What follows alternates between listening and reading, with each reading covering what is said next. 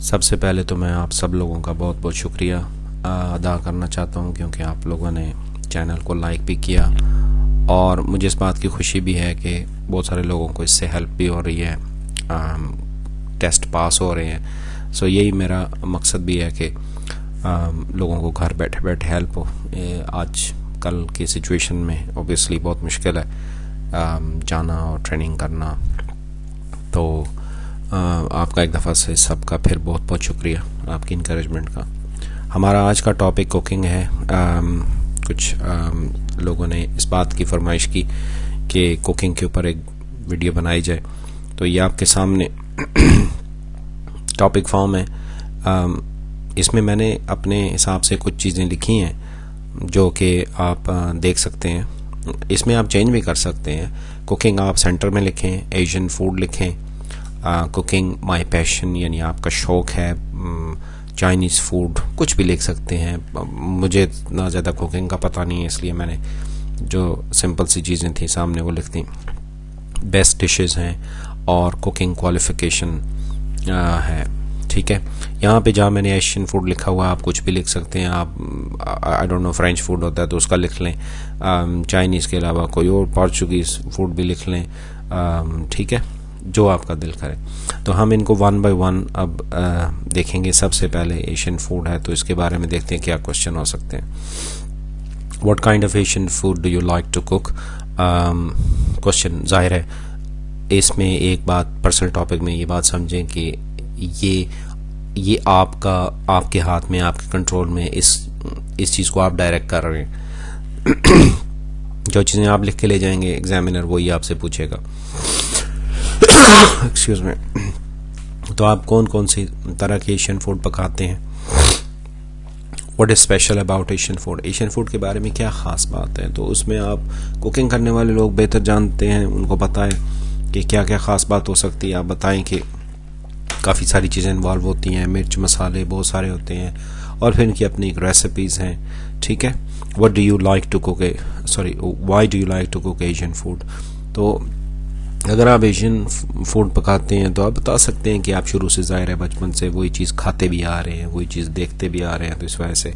और फिर Asian food बहुत टेस्टी होते हैं, वैरायटी बहुत है। Is there a lot of variety in Asian food? आप बताएं। यस, बहुत सारी हैं, इतनी डिशेज़ हैं कि उनको बाज़ औक़ात गिनना मुश्किल हो जाता है।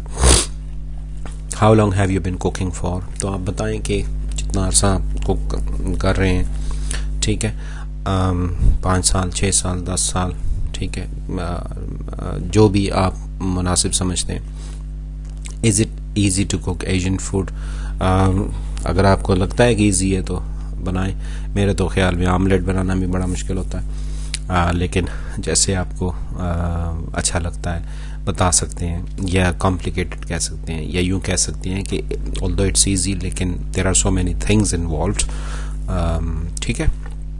तो जो भी आपका आंसर होगा वही ठीक होगा, एज लॉन्ग एज आपकी लैंग्वेज ठीक है। ये एक मैं बार बार रिमाइंड भी कराता जाऊंगा आपको कि ये आपका लैंग्वेज का टेस्ट है। आपसे एग्जामिनर नहीं कहेगा चलो अब बनाओ यहाँ पे बिरयानी, अगर ना बनाई तो फेल हो, ऐसा नहीं हो सकता, ठीक है। उसके बाद जो दूसरा हमारा टॉपिक है, देखिए हम वही टॉपिक पिक कर रहे हैं जो हमारे इस पे फॉर्म पे लिखा हुआ है, टॉपिक फॉर्म पे। एशियन फूड को बात कर ली हमने, आप कुकिंग माय पैशन इस पे बात कर लेते हैं। पैशन का मतलब है जिस चीज़ का शौक हो, जज्बा हो, जिस चीज़ से, यानी आप यूँ कह लें कि फेवरेट चीज़, ठीक है। Why do you like to cook?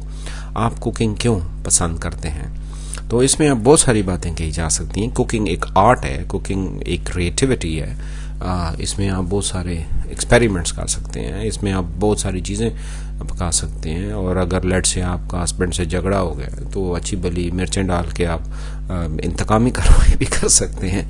सो इसलिए आप कह सकते हैं कि हमें इसमें बहुत सारा वैरायटी है जिस वजह से कुकिंग कर सकते हैं हम, ठीक है। Is it not a boring thing to do? कुछ लोगों को कुकिंग नहीं अच्छी लगती, उनको बोरिंग लगती है। कुछ लोगों को कुकिंग अच्छी लगती है, उनके लिए ये बहुत क्रिएटिव एक्टिविटी हो सकती है, ठीक है। Do you do a lot of experiments? तो क्या मीन्स के कुकिंग की बात हो रही है? तो आप कहें हाँ, मैं बहुत सारी जो एक्सपेरिमेंट करती हैं। कुछ ट्रेडिशनल जो रेसिपीज़ हैं या फार्मूलाज हैं उनको बाज़ वक़्त नहीं भी फॉलो करते, या करता, तो फिर उसे हम बहुत सारी अच्छी चीज़ें और भी बना सकते हैं जो कि अप्रिशिएट करते हैं लोग। Do you like to get help from others in cooking? जब आप कुकिंग कर रहे होते हैं तो आपको किसी और से भी हेल्प लेते हैं, नहीं लेते? What type of cook you are? आप किस तरह के कुक हैं? मीन्स के आप बहुत अच्छा कुकिंग कर सकते हैं या आप एवरेज कुकिंग कर सकते हैं या जान छुड़ाओ किस्म के कुक हैं या किस तरह के हैं, ठीक है? Have you ever, actually it is ever, thought to become a professional cook? क्या कभी आपने प्रोफेशनल कुक बनने की कोशिश की है या आपका इरादा है या आप सोच रहे हैं इस बारे में आगे चल के, यानी इसको एज अ जॉब के तौर पे? तो जो भी आपका माइंड है उसमें आप बता सकते हैं। Chinese food, what Chinese food do you cook? किस तरह की चाइनीज़ फूड आप कुक करते हैं? मैंने चाइनीज़ फूड लिख लिया है क्योंकि मुझे और इतना पता नहीं है, I am not a cook और ना ही मुझे कुकिंग का शौक है, तो इस वजह से आप बेहतर समझते हैं, ठीक है? What is the difference between cooking Asian food and Chinese food? क्या डिफरेंस है? तो आप बताएं कि एशियन में फॉर एग्जांपल रेसिपीज़ हैं बहुत सारी, इसमें मिर्च मसाला काफ़ी होता है, जबकि चाइनीज़ फूड थोड़ा सा डिफरेंट है, वो बॉइल्ड ओरिएंटेड है, तो उसमें मिर्च भी इतना नहीं होता।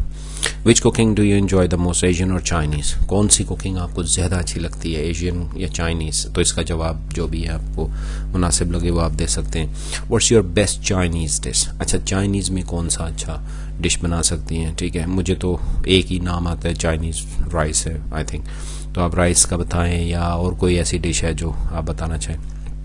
Do people like your cooking?